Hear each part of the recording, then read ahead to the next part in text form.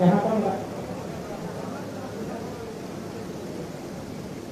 मैं माफ कीजिएगा, आदरणीय प्रदेश अध्यक्ष भरत सिंह कुशवाहा जी से आग्रह करता हूँ कि वे माननीय मुख्यमंत्री श्री शिवराज सिंह चौहान साहब का स्वागत वंदन अभिनंदन करें।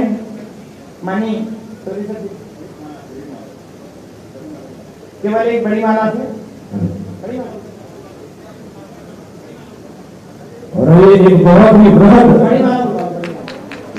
बृहद माला हमने समाज की ओर से बनाई हुई है, कार्यकर्ताओं की ओर से बनाई हुई है।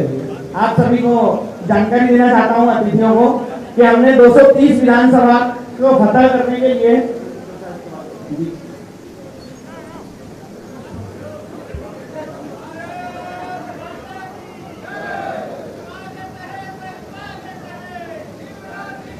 स्वागत है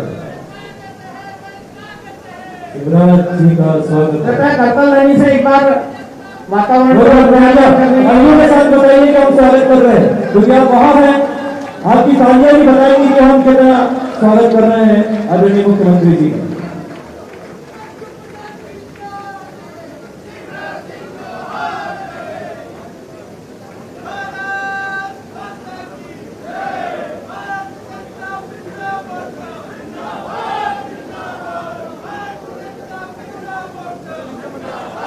हमारे बीच में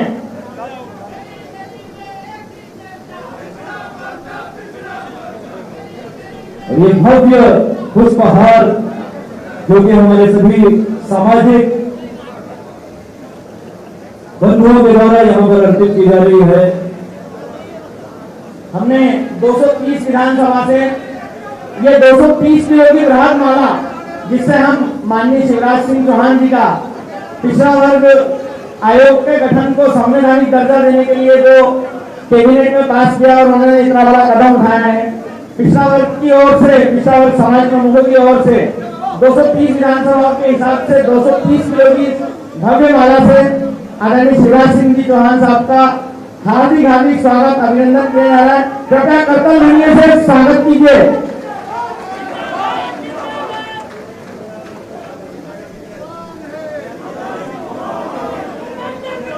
शिवराज सिंह चौहान जिंदाबाद। आंधी नहीं तूफान है, शिवराज सिंह चौहान है। आंधी नहीं तूफान है, शिवराज सिंह चौहान है। जी हाँ, सभी कार्यकर्ताओं की ओर से साप्रेम पुष्पगुच्छ, भव्य पुष्पगुच्छ।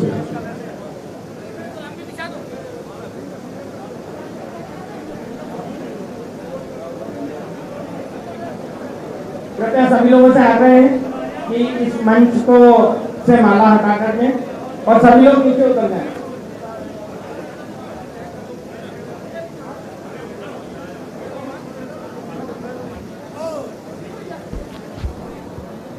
सब लोग नीचे चले। हमारे बीच चूंकि अतिथि स्वागत की परंपरा है, हमारे बीच उपस्थित अतिथियों का हार्दिक स्वागत वंदन अभिनंदन है। मैं आग्रह करता हूँ श्री मांगीलाल रेडवाल जी से, जो प्रजापति रेडवाल समाज के प्रदेश अध्यक्ष हैं, वे कृपया पधारें और श्री राम फिरावन पटेल जी का स्वागत करें। मैं श्री लायक सिंह जी कुशवाहा, वरिष्ठ कुशवाहा समाज सेवी हैं, उनसे आग्रह करता हूँ कि आदरणीय उच्च शिक्षा मंत्री श्री मोहन यादव जी का स्वागत करें। कृपया ये सेल्फी जो ले रहे हैं उनसे निवेदन है थोड़ा साहू समाज के प्रदेश अध्यक्ष श्री लक्ष्मी नारायण साहू जी से आग्रह करता हूं कि वे कृपया राधेलाल जी बघेल साहब का स्वागत करें। राठौर समाज के प्रदेश अध्यक्ष श्री सुरेंद्र राठौर जी से आग्रह करता हूं कि कृपया नारायण सिंह जी कुशवाहा साहब का स्वागत करें।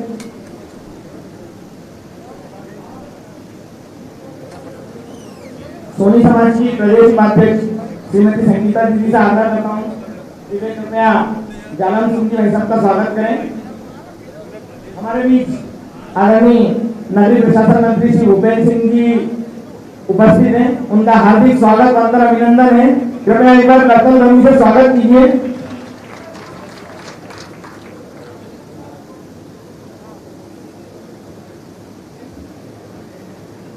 रजत समाज के प्रमुख श्री शील जी लश्करी से आग्रह करता हूँ कि वे कृपया भूपेंद्र सिंह जी भाई साहब का स्वागत करें।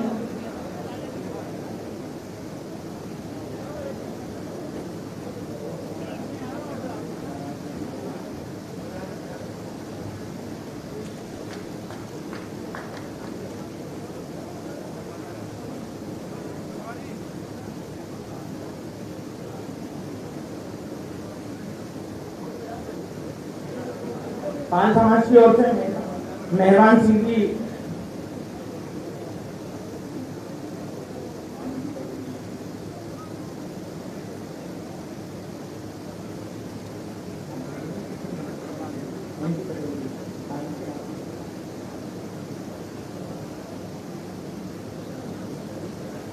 हमारे बीच में एक विशेष अतिथि उपस्थित हुए हैं, आदरणीय श्री एनपी पटेल जी।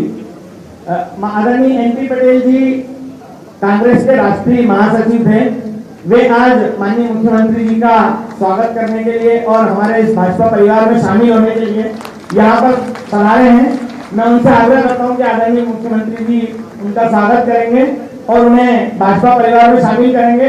एक बार जोरदार तालियों से स्वागत करें।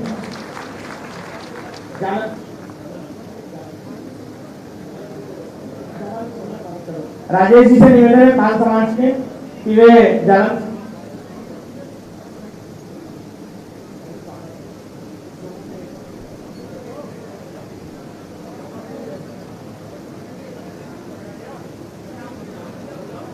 हाँ मैं अब कार्यक्रम की कड़ी को स्वागत की परंपरा को यही विराम देते हुए आदरणीय प्रदेश अध्यक्ष श्री भगत सिंह जी कुशवाहा से आग्रह करता हूं कि वे कृपया पधारें और अध्यक्ष उद्बोधन देने की कृपा करें।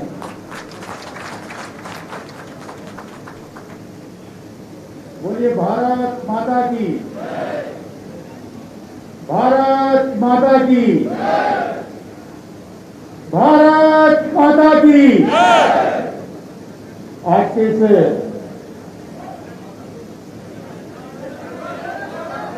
राजा भोज की नगरी भोजपाल में और हमारे मध्य प्रदेश की आन बान और शान ऐसे माननीय शिवराज सिंह जी चौहान जी के आज आवास पर जो आयोजित समाज प्रमुखों की बैठक में आए हुए सभी समाज प्रमुख जन के इस कार्यक्रम में हम सबके बीच में उपस्थित हमारे मध्य प्रदेश के मुखिया, हम सबके आदरणीय और सम्माननीय हमारे पिछड़ा वर्ग के मसीहा ऐसे हमारे शिवराज सिंह जी चौहान साहब, जरा एक बार जोरदार तालियों के साथ में स्वागत वंदन करिए हमारे माननीय भाई साहब।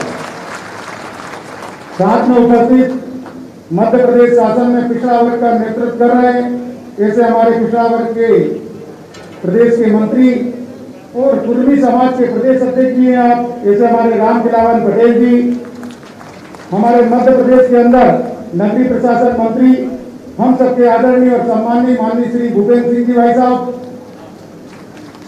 हमारे उच्च शिक्षा मंत्री और यादव समाज का पूरे देश में नेतृत्व कर रहे हैं ऐसे हमारे श्री मोहन यादव जी भाई साहब, हमारे सांसद महोदय और जाट समाज का पूरा नेतृत्व करने वाले ऐसे हमारे सांसद महोदय श्री उदयराज सिंह जी भाई साहब, श्री जालम सिंह जी पटेल भाई साहब, लोधी समाज का आप नेतृत्व पूरे मध्य प्रदेश में कर रहे हैं। साथ में उपस्थित हमारे वरिष्ठ नेता पूर्व में गृह राज्य मंत्री आदरणीय श्री नारायण सिंह कुशवाहा जी भाई साहब, माननीय कुशवाहा समाज के पूर्व में राष्ट्रीय अध्यक्ष भी रहे। साथ में उपस्थित हमारे राधेलाल बघेल जी पूर्व पिछड़ा वर्ग आयोग के अध्यक्ष और पाल समाज का भी आप कभी बहुत अच्छा कार्यक्रम करते हैं मध्य प्रदेश के अंदर। साथ में उपस्थित हमारे प्रदीप पटेल जी पूर्व पिछड़ा वर्ग वित्त विकास निगम के अध्यक्ष, पटेल समाज में बहुत अच्छी मध्य प्रदेश के अंदर आपकी एक बड़ी पकड़ है ऐसे हम सबके आदरणीय और सम्मानित नेता मैं आपको प्रणाम करता हूं, सम्मान करता हूं। मेरे भारतीय जनता पार्टी का मध्य प्रदेश के अंदर अलग अलग जाति समाज के बीच में नेतृत्व करने वाले ऐसे सभी प्रदेश के पदाधिकारीगण, हमारे मध्य प्रदेश शासन में कृषि मंत्री, मध्य प्रदेश के हमारे किसानों के हित में चिंता करने वाले ऐसे हमारे कमल पटेल जी, आपका स्वागत वंदन और अभिनंदन है। साथ में हमारे उपस्थित पूर्व विधायक, पूर्व मंत्रीगण और हमारे ओबीसी मोर्चा के सभी प्रदेश के पदाधिकारीगण, हमारे प्रदेश के महामंत्री श्री सीताराम सिंह पाल जी, प्रदेश के उपाध्यक्षगण, मंत्रीगण, कोषाध्यक्षगण, सभी का स्वागत, वंदन और अभिनंदन करता हूँ। आज राजा भोज की नगरी भोपाल में ऐसे सभी समाज का प्रमुख का नेतृत्व करने वाले सभी 93 जातियों के राष्ट्रीय अध्यक्ष, प्रदेश अध्यक्ष और उनके द्वारा तय किए गए थे ऐसे प्रतिनिधि मंडल आज यहाँ उपस्थित हुए हैं। उन सब का मैं इस नगरी में माननीय मुख्यमंत्री जी के आवास पर, माननीय मुख्यमंत्री जी की ओर से, पूरी भारतीय जनता पार्टी की ओर से आपका स्वागत, वंदन और अभिनंदन करता हूं।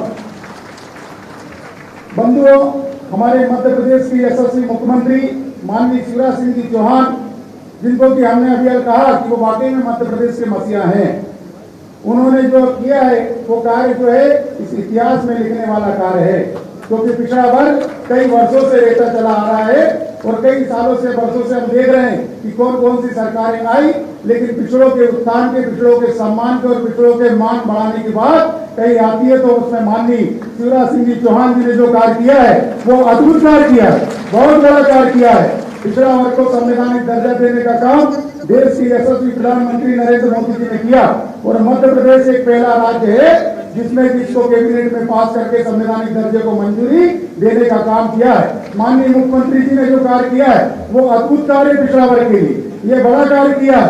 मैं आप सब कार्यकर्ताओं से निवेदन करता हूं, एक बार जोरदार तालियों के साथ में माननीय मुख्यमंत्री जी का स्वागत, वंदन और अभिनंदन करें।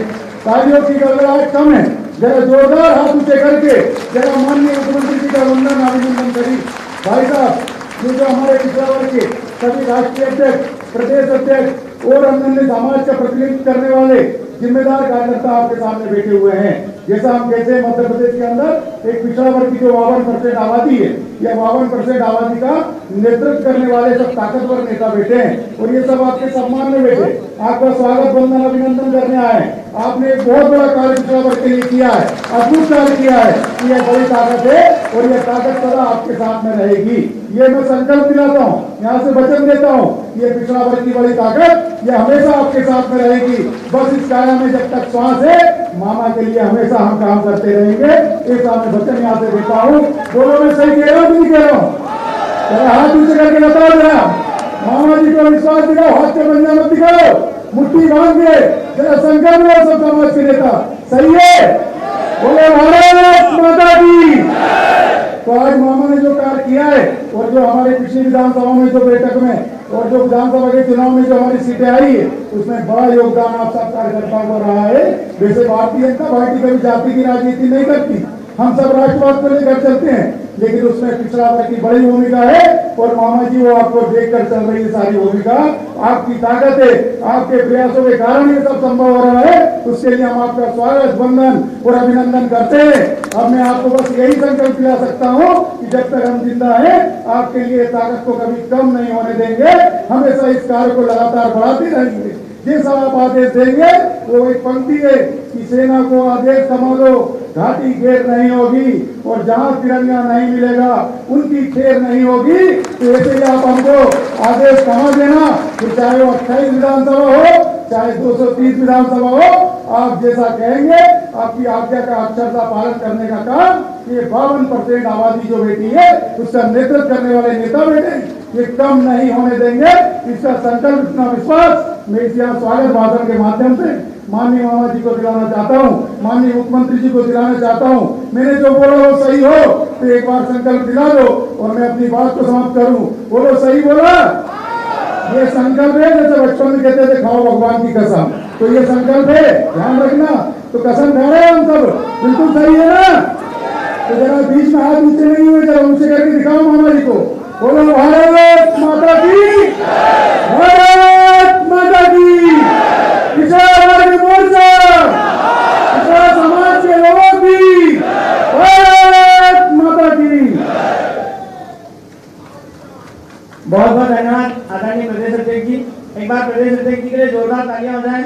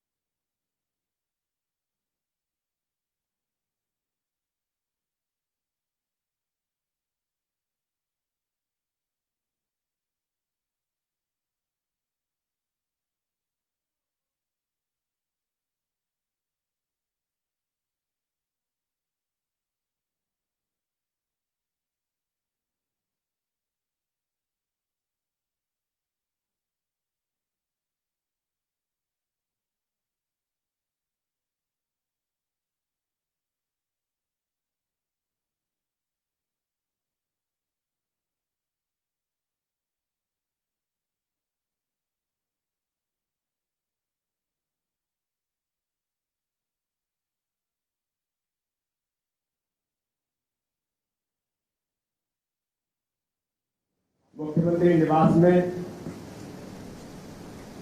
इस विशेष आयोजन के अवसर पर हमारे बीच में उपस्थित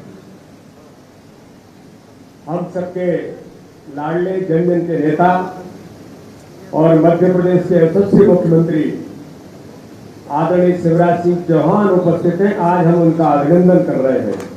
जरा जोरदार तालियों से एक बार पीछे से धीरे होकर आवाज आनी चाहिए कि हम जिस बात के लिए मुख्यमंत्री का अभिनंदन कर रहे हैं, हम सब लोग उनके साथ पूरा मध्य प्रदेश का हमारा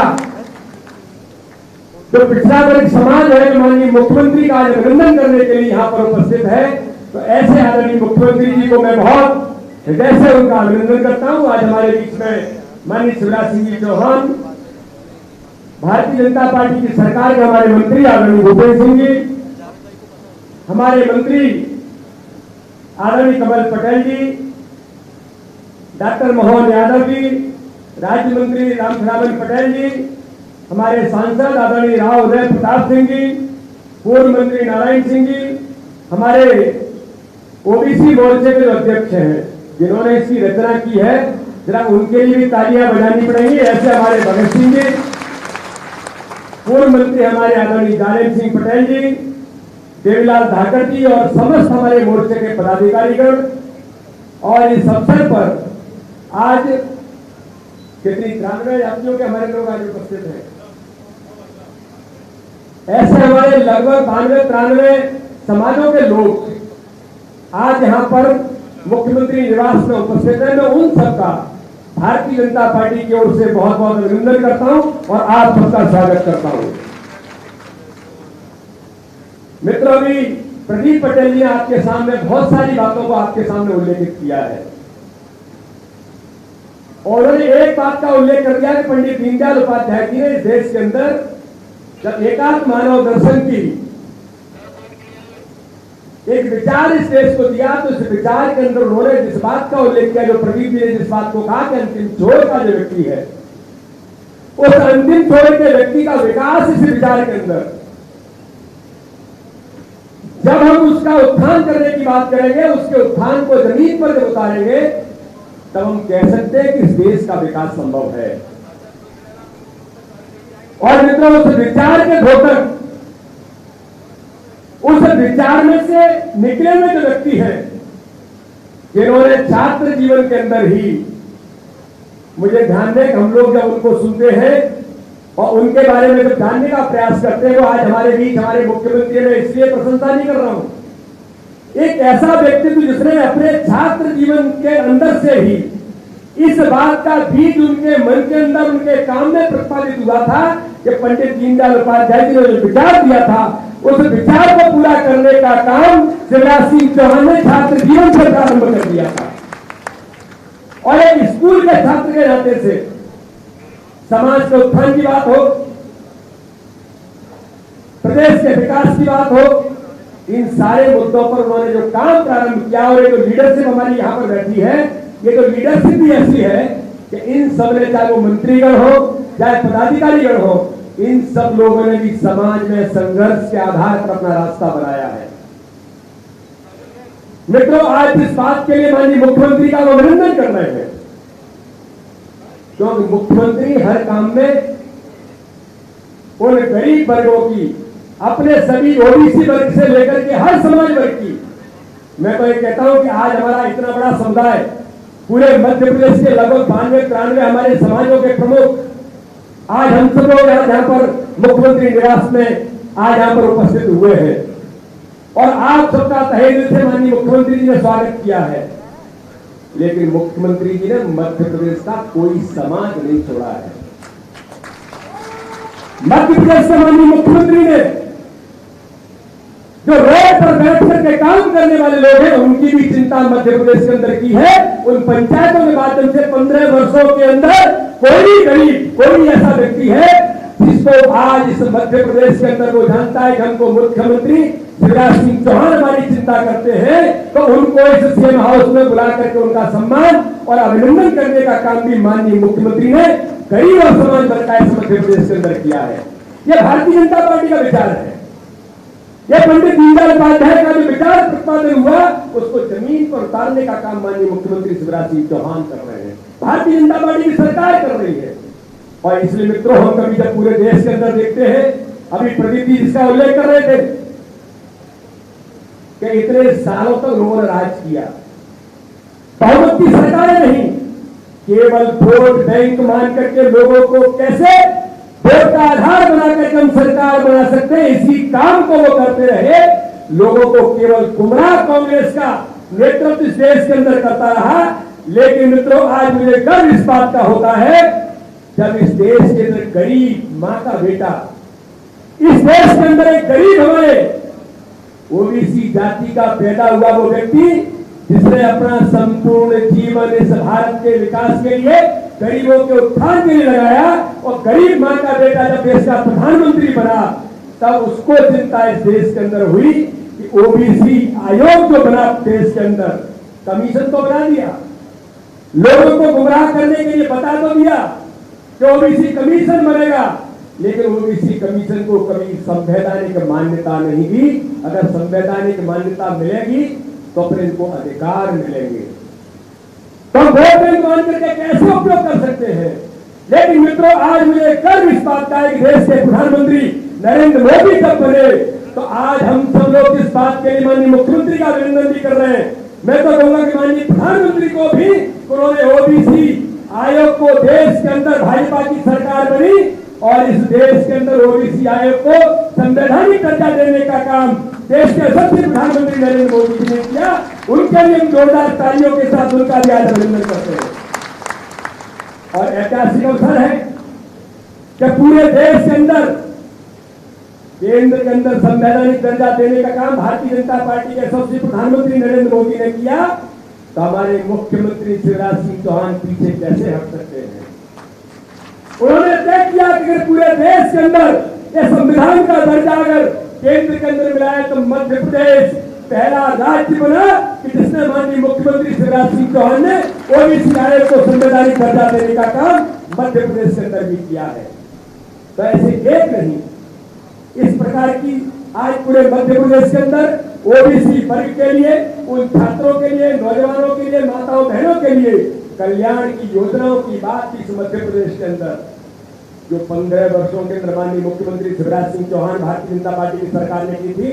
दुर्भाग्य मित्रों, यहाँ बैठे हुए सभी समुदाय के लोगों को मैं बोलना चाहता हूँ कि आज इस बात को मंच पर माननीय मुख्यमंत्री जी हमारे बीच रखेंगे, हमारे नेताओं ने जिन बातों का उल्लेख किया है, प्रदीप पटेल जी ने जिन बातों का उल्लेख किया है, इन सारी बातों को मध्य प्रदेश के अंदर मेरे मित्रों आपको एक एक व्यक्ति को इन बातों को जमीन पर ले जाना पड़ेगा, पूछना पड़ेगा।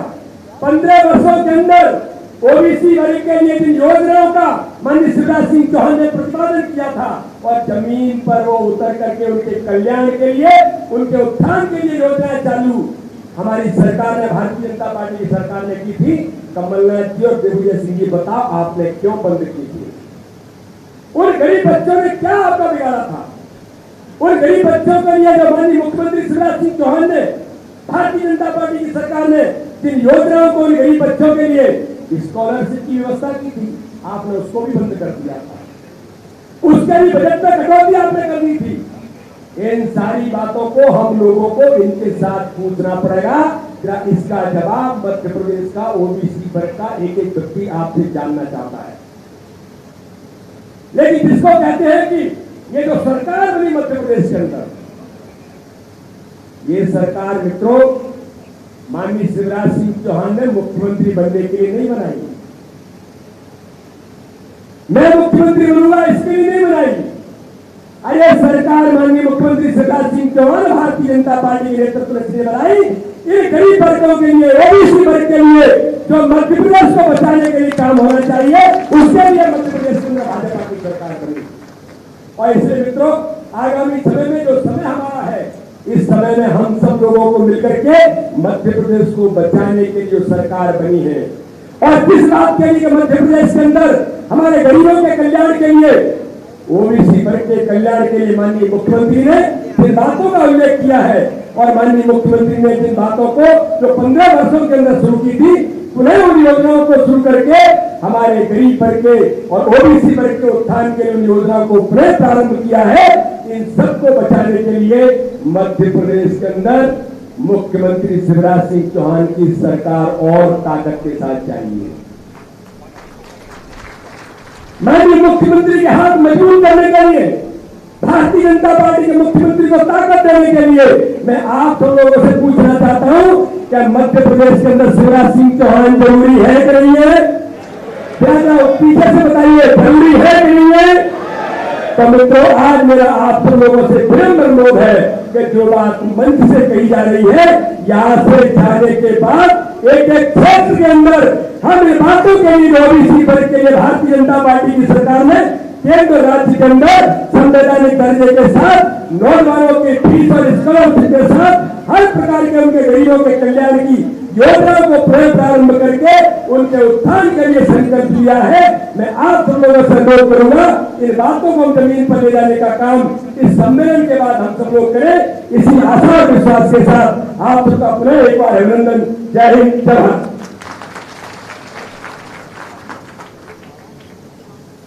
बहुत बहुत धन्यवाद आदरणीय प्रदेश अध्यक्ष जी।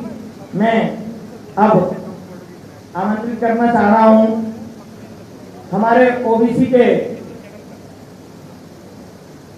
कोहिनूर कहा जा सकता है, माननीय श्री शिवराज सिंह जी चौहान, हम सबके लाडले, जिन्होंने वो भी हम सब खुशकिस्मत हैं कि वो भी ओबीसी वर्ग से आते हैं।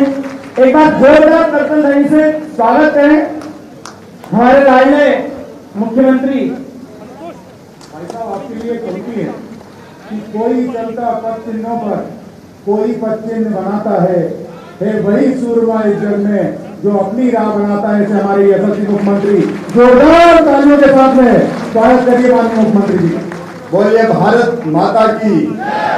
ओबीसी की आवाज ऐसी हो के मध्य प्रदेश का आसमान गूंज जाए। भारत माता की, भारत माता की। मंच पर विराजमान भारतीय जनता पार्टी के प्रदेश के अध्यक्ष, हमारे यशस्वी नेतृत्व करने वाले नेता, खजुराहो के लोकप्रिय सांसद आदरणीय श्रीमान विष्णुदत्त शर्मा जी, दोनों हाथ को उठा के ताली बजा के उनका स्वागत कीजिए, उनका अभिनंदन कीजिए। मंत्रिमंडल के हमारे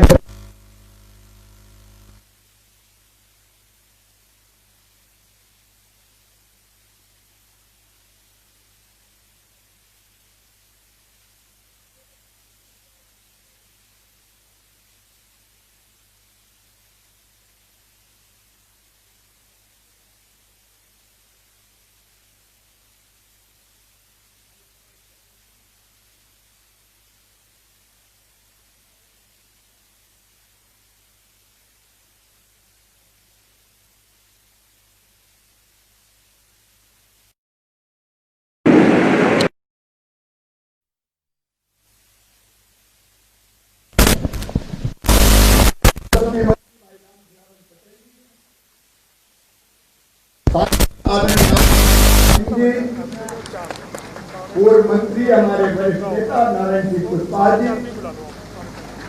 हमारे भोले भंडारी, भोले भगत अध्यक्ष हमारे मोर्चे के भगत सिंह पुष्पाल जी, हमारे पूर्व मंत्री लोकप्रिय विधायक भाई जालम सिंह पटेल जी, जोर से ताली बजेगा। आदरणीय विधायक साथी देवीलाल धाकर जी, प्रेम शंकर वर्मा जी, शैतान सिंह पाल जी और हमारे प्रहलाद भैया भी पीछे बैठे हैं, प्रहलाद मोदी जी विधायक हमारे, अब राधेलाल जी, अब प्रथम पंक्ति होगी, दूसरी पंक्ति वाले मैं करूँ सम्मानी मंच, ठीक है जी। सभी समाजों के तिरानवे समाजों के मुखिया बैठे, मैं पीछे भी मुझे आपको प्रणाम करता हूँ और आगे भी श्री झुना के आप सबको प्रणाम करता हूँ।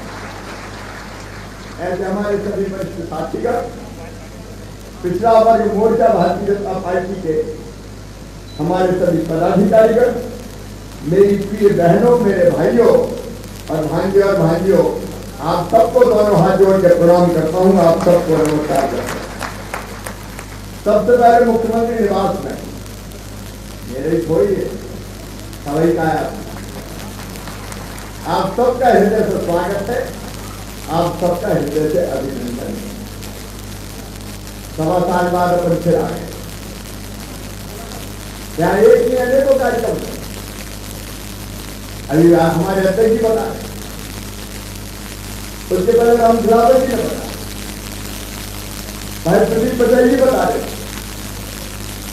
मेरे मित्रों, मैं एक बात आपसे बताना चाहता हूं, इतने वर्षों तक मध्य प्रदेश में कांग्रेस की सरकार रही, लेकिन पिछड़ा वर्ग कल्याण मंत्रालय कभी नहीं बनाया।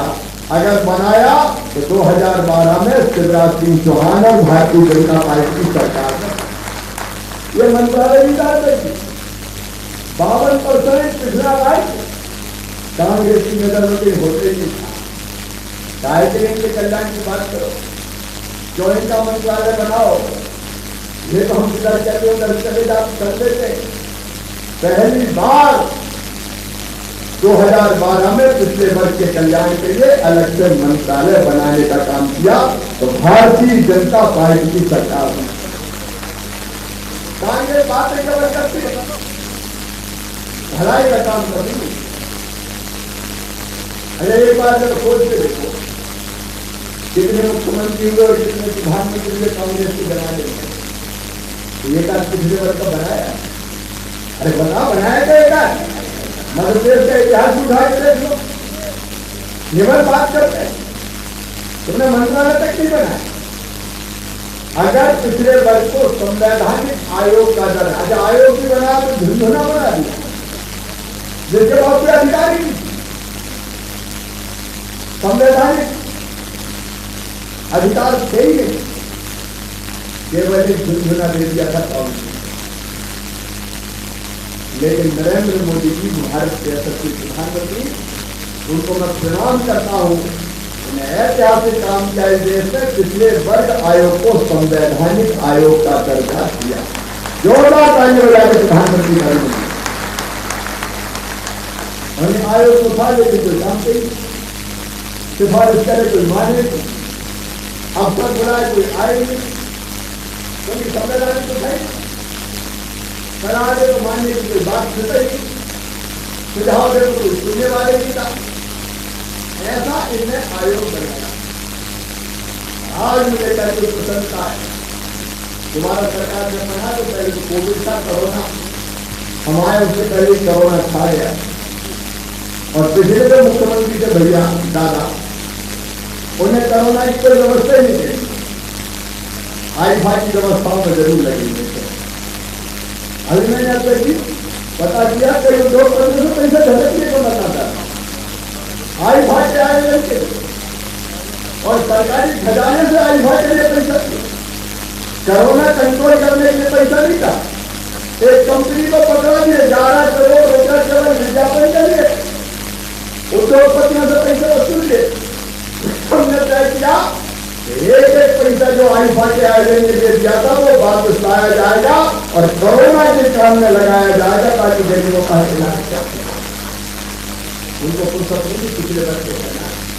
अब मेरा तो 4-5 महीना तो कोविड से निकल गए।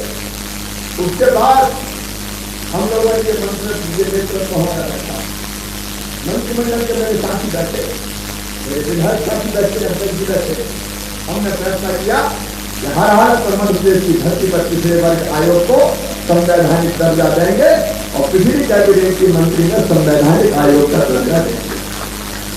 आयोग होगा पावरफुल, अध्यक्ष बनेगा, उपाध्यक्ष बनेंगे, सदस्य बनेंगे, वो पिछला वर्ग की समस्याएं सुनेंगे, समाधान के उपाय सुझाएंगे, नई नई योजनाओं के सुझाव सरकार को देंगे। और सरकार के मुखिया के नाते मैं आपको विश्वास दिलाता हूं, पिछले वर्ग के कल्याण के लिए पिछला वर्ग आयोग जो अनुशंसा करेगा वो सारी अनुशंसाएं लागू की जाएगी। क्या किया था कांग्रेस ने? आज बड़ी बड़ी बातें कर रहे हैं। जब कांग्रेस का जमाना था तो प्री मैट्रिक और पोस्ट मैट्रिक छात्रवृत्ति के लिए आय की अधिकतम सीमा कर दी 25,000। 25,000 से कम आय होगी तो ही छात्रवृत्ति मिलेगी। अब 25,000 लगाओ, 25,000 का मतलब 2,000 में ना 2,000 रुपया महीना, 2,000 रुपया महीना। आप बताओ 2,000 रुपया महीना से ज्यादा 2,000 महीना में कोई काम चलता है किसी का? अरे बोल तो बताओ चलता है क्या? गरीब मजदूर भी अगर मजदूरी करता है तो कम से कम 200 रुपया रोज मिलते हैं, और 200 रुपया रोज अगर जोड़ो तो 6,000 रुपया महीना होते हैं। एक महीना कुछ तो शर्म करता था। सवा 2,000 ये कांग्रेस के जवाब है, जवाब है, फालतू की बात करते मूर्ख समय में क्या क्या है उन्हें का ना नौमन तेल होगा ना ज्यादा ना कि सबकी आमदनी 25,000 सालाना से ज्यादा तो ढेला नहीं लेना पड़ेगा। ये पिछले वर्ष को लगातार मूर्ख बनाते। हमने आते ही पहले 75,000 रुपया वार्षिक की, फिर 75,000 रुपया वार्षिक से 3 लाख रुपया वार्षिक की, और अब ये बढ़ा के 6 लाख रुपया वार्षिक कर दी जाएगी। अरे कहना है तो दिल को फोटो देकर दर्द दे तो ऐसा बंद करो तो देने नहीं पड़ेगी, देने नहीं पड़ेगी, देने नहीं पड़ेगी। पिछले बार 58% आ गया। कहीं को जीने का हक नहीं, जान को मुस्कुराने का अधिकार नहीं। हमारे देश सही करे तो सब समाज के जाने काम किया। सामान्य धन वर्ग आयोग ने बनाया तो भारतीय जनता पार्टी ने बनाया, शिवराज सिंह चौहान ने बनाया, और हमने उन बच्चों को छात्रवृत्ति देने का काम किया। लेकिन पिछले वर्ष के साथ कितना अन्याय तुम देखिए। अभी बता रहे थे दिल्ली पर हमारा बजट ही घटा दिया। हमने जितना किया उसको हर योजना में हमने कम कर दिया।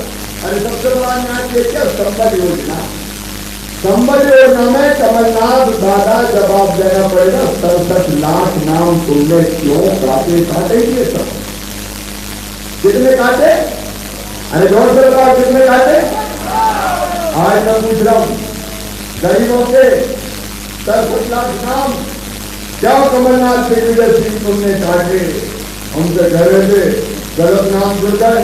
अरे गरीबों के नाम जुड़ जाए तो गलत है, पिछड़ों के नाम जुड़ जाए तो गलत है, गरीब किसानों के नाम जुड़ जाए तो गलत है। हमने 2.5 एकड़ तक के किसान को शामिल किया था संबल योजना में, तो मैं जानता हूँ मेरे रहमान भाइयों 2.5 एकड़ का किसान भी गरीब होता है। हमारे पिछले वर्ष कहते को जातियां 1 एकड़ 2 एकड़ 2.5 एकड़ छोटे छोटे जमीन के टुकड़े पर खेती करती और जैसे तो सबकी आजीविका चलाती है। इन्हें षड्यंत्र करके पिछले वर्ष के नाम संबल योजना में से काट दिए ताकि उनको पैसा ना जाएगा। और वैसे तो संबल योजना ठंडे बरसों कर दी गरीबों से तो लेना क्या संबल योजना ने बंद कर दिया। 67 लाख नाम गायब कर दिए।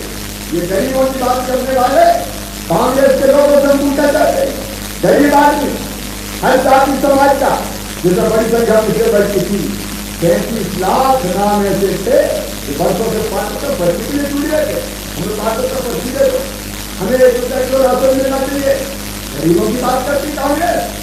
अगर गरीबों को सस्ता राशन दिया तो भारतीय जनता पार्टी ने अभी अंदर की बैठे मेरा नेतृत्व रहता 33 लाख गरीबों के नाम हमने जोड़ के 1 रुपया किलो गेहूं और चावल देना शुरू कर दिया। और मैं आप सबसे कह रहा हूँ मेरे कार्यकर्ता साथियों से पिछले वर्ष के बहनों भाइयों से कोई भी गरीब रह जाओ और नाम छूट गया तो चिंता मत करना। जो गरीब है और नाम छूट गया होगा तो सस्ते राशन की सूची में नाम जोड़ा जाएगा। गरीब की थाली कभी रहे न खाली। ये भारतीय जनता पार्टी की सरकार है। मैं तो कहता हूँ राम की चिड़ई है, राम कोई थे खाओ की चिड़ई है भर भर से। अब कमलनाथ थोड़ी है भारतीय जनता पार्टी की सरकार। आगे हमने जोड़ने का काम किया और अब भी कभी नहीं है पैसा। जब उदाहरण तो रोते रहते पैसा नहीं है, पैसा नहीं है, पैसा नहीं है, पैसा नहीं है। आज मैं आपको बताने कहा हूँ कि कर्जा माफी की बात करते हैं। कर्जा माफी में कितना बड़ा धोखा है। पहले मैंने कहा था सब किसानों का 2 लाख तक का कर्जा माफ खाता है कि नहीं करता था सबका। और जब आदेश निकाला तो बोले अल्पकालीन फसली ऋण था। अल्पकालीन जो भैया पहले तो फंसी गई थी फिर बदल देते हैं तो सब चीजें अल्पकालीन से आए। अच्छा अल्पकालीन में फिर कितने बदले लाखों नाम काट दिए। जब अल्पकालीन पे आ गए तो दीर्घकालीन तो क्या काम थे, वो तो होने नहीं था। और जब खाद भी दबा की खोल ही दिया, पहले कहा था सबका बोलो धोखा है कि नहीं, देखो भैया बोलो तो बताओ धोखा है कि नहीं। और उसके बाद फिर क्या किया, इन्हें ये किया कि 18 मार्च 31 मार्च 2018 तक जिनका कर्जा था केवल उनके माफ करेंगे। मार्च से लेकर दिसंबर 2018 तक पैसा कमलनाथ खा गए और लाखों नाम बाहर कर दिए कि नहीं कर दिए। और फिर तीसरी चीज, जो चालू खाते वाले किसान थे उन सबको छोड़ दिया। चौथी चीज, अगर एक बैंक के बजाय दूसरे में भी खाता था तो इनने कहा कि नहीं एक बैंक का होना था, अब तुम्हारे दो में तो तुम्हारा आमद नहीं होगा। लाखों किसान पैसे काट दिए। फिर कहा था 2 लाख तक, 2 लाख से ज्यादा देंगे थे, उन्हें कहा तुम्हारे 2 लाख से तो आई नहीं, क्या उसको सफा साफ कर दिया। काटते काटते 13 दिन फिर बच्चा क्या कर दिया, कर्जा माफी में थोड़ा पहाड़ नीचे किया, वो भी मरी हुई लटका के बूढ़े का मिला कर जमा कितने का किया, 6,000 करोड़ का। और वो भी पूरे दिए नहीं, आधे बैंकों के मत्थे पड़ दिए। और बेईमानी इतनी, कमल पटेल को कहते मैं FIR करवाऊंगा, बेईमानी इतनी के प्रमाण पत्र बांट दिए और बैंकों को पैसा दिए ही नहीं। ये कर्जा माफ है। एक तरह कांग्रेस की कर्जा माफी बोलो धोखा है कि नहीं, इससे उजागर करना है धोखा है कि नहीं। और दूसरी तरफ 6 महीना में देख लो भैया, आते ही ये रोते रहते थे पैसा लेके, आते ही हमने 2200 करोड़ रुपया प्रीमियम फसल बीमा योजना का भरा और किसानों के खाते में 3,100 करोड़ रुपया डलवाए 8 दिन के अंदर। मैं 23 मार्च को मैंने शपथ ली, 29 मार्च को हमने 2200 करोड़ डाल के 3100 करोड़ किसान के खाते में डलवाए। उसके बाद सुनो मेरे किसान भाइयों, उसके बाद फिर प्रीमियम जमा करके 2018 का फिर प्रीमियम जमा करवा के 1920 के रबी और खरीद के फिर 4,600 करोड़ फसल बीमा योजना के पहले। तो 4,600 करोड़ और 3,100 करोड़ कितने हुए, अरे हिसाब लगाओ भैया, 7,800 करोड़ रुपया। इसके बाद फिर प्रधानमंत्री जी ने प्रधानमंत्री किसान सम्मान निधि के डाल दिए 1,600 करोड़ रुपया। कितने हो गए, अरे कितने हो गए, गिनो तो कोई। अरे 7,800 के बाद 9,400 करोड़ और अभी और 2 किस्त आने वाली है। मतलब अभी आने वाले हैं 3,280 करोड़ प्रधानमंत्री जी वाले। कितने हो जाएंगे, 12,600 करोड़। उसके बाद हमने सोचा मामला की चाहे तो पीछे रहता है, ये 6,000 रुपये मजा नहीं आ रहा, तो हमने कहा 4,000 रुपये हर साल हो जाएंगे सब किसानों को। छोटा हो जाए बड़ा कोई भैया, कोई के पास चाहे 100 भर जमीन हो, चाहे आधा एकड़ हो, चाहे 1 एकड़ हो, सबको मिलेगा, कोई नहीं छोड़ेंगे नीचे से लेकर ऊपर तक। और कितना मिलेगा इससे, 3,280 करोड़ रुपया। अभी फटाफट काम करना है, जल्दी से जल्दी डालना है। तो कितने हो जाएंगे बताओ, 3,200 और दो, 3,280 करोड़ दो है, 15,680 करोड़ हो गए। अब इसके बाद सुनो भैया, फसल का पर किसान नुकसान का हुआ था कि नहीं हुआ, कमलनाथ ने भेजा दिया क्या, भेजा नहीं दिया। अभी मैंने फसलों का आकलन करवाया है, गाँव जाकर करवाना, किसान भाइयों चिंता मत करो, राहत की राशि देने में कोई कसर नहीं छोड़ेंगे। सोयाबीन खराब हुआ, उड़दा खराब हुआ, दूसरी फसल खराब हुई, और कल हमने जैसे थे तो आज बनाया 4,000 करोड़ का प्रारंभिक। और बढ़ सकते हैं, और बढ़ाएंगे तो कहेंगे ये 4,000 करोड़ कितने हो गए, 19,680 करोड़ रुपए की तरफ देते जाए, ये जनता के बीच में जाने के लिए। इसके बाद कमलनाथ ने 0% ब्याज पर कर्जा देना बंद कर दिया था। हमने फिर से 0% चालू किया और अभी दिए 800 करोड़ किसान के हिस्से के। 800 करोड़ कितने हुए? कितने हुए? 20,480 करोड़ रुपया। फिर हार्टिकल्चर के किसानों को फसल बीमा योजना की राशि थी, वो ही 150 करोड़। कितना हो गया? कितना हो गया करोड़? और कमलनाथ सुन लो, तुमने किसानों के पैसा नहीं दिए थे, खाली प्रमाण पत्र देके तेरे ही 800 करोड़ भरवा दिए ताकि किसान परेशान नहीं हो। तो कितने हो गए? अरे हिसाब से लगाओ, हिसाब लगा। अब मैं ईमानदारी से कह रहा हूं, ये 6 महीना की बात है, 6 महीना की। 12 पूरे नहीं हुए, 22,000 करोड़ रुपया किसानों के खाते में हम दे चुके हैं। दिल से हाथ रख के बताना, मेरे कहने का नहीं कहना, दिल से हाथ रख के बताओ ये चमत्कार है कि नहीं है? अरे जोर से बताओ चमत्कार है कि नहीं है? ये है किसानों की सरकार। और देखो ऐसा भी मैंने सुना था क्या, फसल खराब हो गई, बीमा तब करते जब फसल अच्छी रहती है, ताकि खराब हो तो देना पड़े। ऐसा अंधेर कभी सुना है क्या? फसल खराब हो गई, हमने लगा दिया इसमें कराओ बीमा, कराओ बीमा, कराओ बीमा। अरे वायदा कभी नहीं होता। खराब फसल का बीमा करवा दिया जी, खराब फसल का, ताकि अगले साल हजारों करोड़ रुपया फसल बीमा योजना के मिल जाए किसानों को, कसरत नहीं छोड़े। ये किसानों की सरकार, ये किसानों की सरकार है, ये मेहनत करों की सरकार है। वो घूमरा चूजिया दे के बड़ी हिंसा जमा कर जमा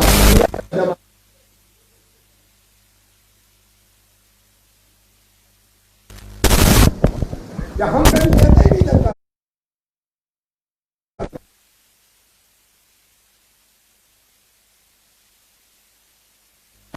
केवल किसानों के लिए, गरीबों के लिए, ऊपर से लेकर नीचे तक संबल योजना जो इन्हें बंद कर दी थी, फिर से चालू कर दी और अभी तक 1200 करोड़ रुपया के आसपास संबल योजना के हितग्राहियों को अभी दे चुके हैं। और फिर मैं कह रहा हूं, जाके कह दो पिछड़े वर्ग के बेटा बेटियों से भी, सब गरीब बेटा बेटियों से भी मेधावी बच्चे हैं तो फीस सब मामा भरवाएगा, चिंता मत करना रे। खूब पढ़े, मेडिकल कॉलेज, इंजीनियरिंग कॉलेज की पढ़ाई करें। उनमें तो बेटी के ब्याह के पैसा भी खा गए, 51,000 रुपए के ढेरा नहीं दिया भैया ने, कुछ तो शर्म करते। अब सारी योजनाएं फिर से चालू। मैं एक एक योजना गिनाऊंगा तो आधी रात यहाँ हो जाएगी, इसलिए एक एक योजना नहीं गिना। लेकिन अब फिर से शादी होगी, फिर से तीर्थ यात्रा होगी और गरीब बहन बेटा बेटी को जन्म देगी तो जन्म के पहले 4,000 और जन्म के बाद 12,000 भैया लड़ुआ खाने भिजवाएगा। फिर से तो कमलनाथ ने बंद कर दी। कांग्रेस की सरकार पे कहना चाहता हूं, एक्सीडेंट में मौत तो 4 लाख, सामान्य मौत तो 2 लाख, अंतिम संस्कार के लिए 5,000 को कफन के भी कमलनाथ खा गए। फिर से संबल योजना हमने चालू कर दी ताकि गरीब पिछड़े मेरे भाई बहन उनको पूरा लाभ मिले। काय की बात करती कांग्रेस? कोरोना काल में पिछले वर्ग के बेटा बेटियों की स्कॉलरशिप देने का काम किया, 480 करोड़ रुपया खाते में डालने का हमने काम किया है और पता नहीं कितने बैरियर लगा दिए थे ताकि पिछड़ों को छात्रवृत्ति देनी नहीं पड़े। अब हमने फिर से चालू कर दिए, आय की सीमा हमने अब फिर से बढ़ाने का काम किया है। और सही बताया था प्रदीप पटेल जी ने, जाओ आप गांव गांव में जाके कह देना, अगर शहर में हमारे बच्चे आके पढ़े पिछले वर्ग के भी और हॉस्टल में जगह नहीं मिले तो हमारे बच्चे किराए का कमरा ले लें, 2 बच्चे मिलकर ले लें, कमरे का किराया मामा भरवाएगा, भांजे भाइयों को नहीं चुकाना पड़ेगा। हर जिले में हमने छात्रावास खोलने का फैसला किया। हमने सब जगह 524 छात्रावास पिछड़े वर्गों के, कभी कांग्रेस ने बनाया था क्या? कमलनाथ तुमने तो पिछड़े वर्गों के छात्रावास में काम कर रहा चल रहा था, एक कंकर नहीं लगने दिया, एक पत्थर नहीं लगने दिया। सारे छात्रावासों में तुमने काम बंद कर दिया। अब सारे छात्रावास हमारे फिर से चालू होंगे और इसके साथ हमने दिल्ली में भी हमारे जो उच्च शिक्षण संस्थाओं में पिछड़े वर्ग के भी बेटा बेटी पढ़ते हैं उनको शिक्षण संस्थाओं में जो अध्ययन करते हैं किराए पे कमरा लेने के लिए छात्र गृह योजना बनाई है ताकि ज्यादा किराया देने का बोझ उनके माता पिता के सिर पे ना रहे। और सुनो, पहले ही तय कर दिया था, इन्हें बंद कर दी थी, विदेश कोई पिछड़े वर्ग के मेधावी बच्चे जाएंगे तो चिन्हित बच्चों की फीस चाहे 15 लाख रुपया साल की हो तो वो भी मामा भरवाएगा, चिंता नहीं। कब कांग्रेस ने किया, मैं पूछना चाहता हूं। ये भारतीय जनता पार्टी की सरकार ने किया। और वैसे ही हमने पिछड़े वर्ग के बच्चे रोजगार स्वरोजगार के काम में लगे, इसलिए हमने योजना बनाई थी, 2009 में बनाई थी, जिसमें हम कहते थे 30% अनुदान देंगे और अधिकतम सीमा हमने उसकी कर दी थी। अधिकतम सीमा हम 30%, हमारे 2 लाख अगर लेंगे तो 60,000 रुपया अनुदान दिया जाएगा। और हमने ये भी तय किया था कि उनका ब्याज हम भरवाएंगे ताकि पिछड़े वर्गों के बच्चे स्वरोजगार के काम में लग सके। वो योजना इन्हें बंद कर दी थी। पॉकेट मनी की बात प्रदीप पटेल जी ने बताई। और एक और धोखा इन्हें किया, 27% आरक्षण का धोखा। मैं बड़ी गंभीरता शिद्दत के साथ कहना चाहता हूं, इनने केवल मंत्रिमंडल में प्रस्ताव पास कर दिया और हाई कोर्ट में जाके स्टे करवा दिया। अब झूठा झूठा बोलते हैं। मैं पूरा रिकॉर्ड निकाल के बताऊंगा। पेशियां जब होती थी हाई कोर्ट में, इस कांग्रेस की सरकार ने कभी वकील खड़ा नहीं किया। कई बार वकील इनके गए नहीं, क्योंकि ये तो ये मानते थे कि वहां स्टे हो गया और बाद में खत्म हो जाएगा, लेना ना देना, केवल कह के छुट्टी पालो। कमलनाथ, अब तुमने किया है, भारतीय जनता पार्टी की सरकार पूरी ताकत के साथ बड़े से बड़े वकील खड़ा करेगी और हम कोई कसर नहीं छोड़ेंगे। ये 27% आरक्षण पिछड़े वर्गों को दिलवाने में तुमने केवल नाटक किया, तुमने केवल दिखावा किया, इसलिए केवल पिछड़े वर्गों को आप बहला दो। अन्याय है और यह अन्याय भारतीय जनता पार्टी नहीं होने देंगे। वो दिखावा करते हैं और इसलिए आज शुरुआत की हमने संवैधानिक आयोग को दर्जा दिया है। ये बात सही है, हमारी पार्टी राष्ट्रवादी पार्टी है। सब समाज को ये साथ में आगे बढ़ते जाना, सबको न्याय, कोई वर्ग हमने नहीं छोड़ेंगे। जैसा अध्यक्ष जी ने कहा है, सबको न्याय देंगे, सबको साथ लेके आगे बढ़ेंगे, लेकिन पिछड़े वर्ग को भी साथ आगे लेके बढ़ के उसका हक और न्याय दिलवाएंगे। ये भारतीय जनता पार्टी का संकल्प है। और इसलिए आज आप सब यहाँ आए हैं, मैं आपका हृदय से स्वागत करता हूँ। लेकिन जिन लोगों ने धोखा दिया, अभी सरकार गिराने की बात माननीय अध्यक्ष जी कर रहे थे, सरकार कैसे गिरी? अत्याचार और न्याय की पराकाष्ठा करती है, चारों तरफ लूट खसोट मचा दी उन्हें और इसलिए सरकार गिरी। और अब आप बताओ, इनकी सरकार गिर के भारतीय जनता पार्टी की सरकार बनी तो ये भारतीय जनता पार्टी की सरकार रहना चाहिए कि नहीं रहना चाहिए? अरे जोर जोता रहना चाहिए कि नहीं? तो रहने के लिए, चुनाव जिताने के लिए सब काम करेंगे, जोर से बताए सब काम करेंगे। तो देखिए, अगर सब वर्गों का कल्याण, सब वर्गों का कल्याण अगर करना है तो भाजपा की ये सरकार जरूरी है। और एक फैसला आज किया है, आज कमल का जन्मदिन भी है, एक फैसला आज बड़ा किया है, मंडी टैक्स घटा के 50 पैसा कर दिया है। अब ये बात तो सही है कि संकट में है, पैसा देना है नहीं, लेकिन मामा तो कोने कुचारे से निकाले ही देता है। और एक बात और मैं कहूँ, किसानों के लिए, गरीबों के लिए अगर उधार भी लेना पड़े तो लेगा यार मामा, बाद में चुकाते रहेंगे, काय को के लिए पैसा नहीं है पैसा। अरे गरीब और किसानों के लिए उधार लेने में कोई हर्जा तो नहीं है? जोर से बताओ, हर्जा तो नहीं है? तो भैया खराब समय निकालेंगे उसका भी धीरे धीरे, ये समय भी निकलेगा और कल फिर अच्छा समय आएगा तब चुका देंगे यार। लेकिन अभी से काय करो, है ही नहीं। हम कह रहे हैं कोई कमी नहीं है, चिंता मत करो, भारतीय जनता पार्टी की सरकार है। आओ मेरे बहनों भाई, संकल्प लें कि सरकार को बरकरार रखेंगे, गरीबों को, पिछड़े वर्गों को, समाज के सब वर्गों को न्याय दिलवाने का भी काम करेंगे।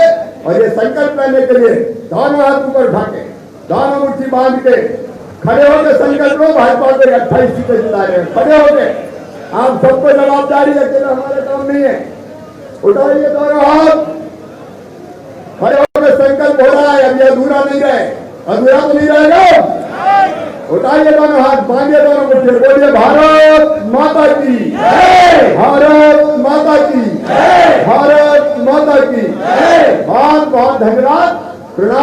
नमस्कार। बहुत बहुत धन्यवाद आदरणीय मुख्यमंत्री जी, आपने जो सौगात पिछड़ा वर्ग को और प्रदेश के किसानों को दी है उसके लिए ओबीसी समाज आपका तहे दिल से स्वागत करता है, हार्दिक अभिनंदन करता है। मैं समाज के कुछ अध्यक्षों से आग्रह करता हूँ कि वे कृपया मंच पर पधारें और बीडी भाई साहब और आदरणीय प्रदेश अध्यक्ष जी का स्वागत करें। बड़ी